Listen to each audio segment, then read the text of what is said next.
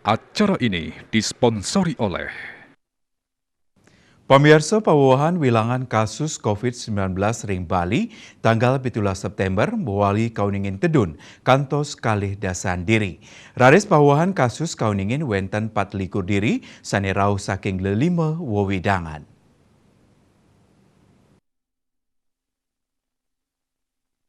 Pawawahan kasus pini akeh rau saking Badung antuk roras diri. Selanturnya ne wenten Denpasar antuk 6 diri. Lianan punika keuningin pawawahan saking Gianyar antuk petang diri, kelungkung miwah Jembrana suang-suang wanta adiri.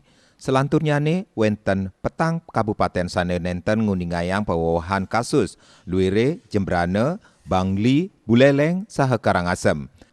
Asapunika taler indik pasien seda mewali nincap risampun arahina sadurungyane nenten kepanggih pewawahan. Pasien inucap rau saking kelungkung. Lianan punika indik kewentenan pasien kena kantun nglangkungin wilangan kasus harian inggih punika 7 dasa kutus pasien kena.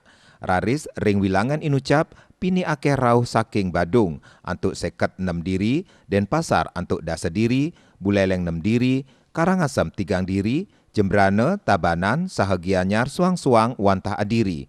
Kelungkung saha Bangli nenten nguningayang pawawahan pasien kena. Selanturnya ne indik wilangan kasus aktif wenten 300 sasur diri. Dia Dewi Bali Pos nguningayang.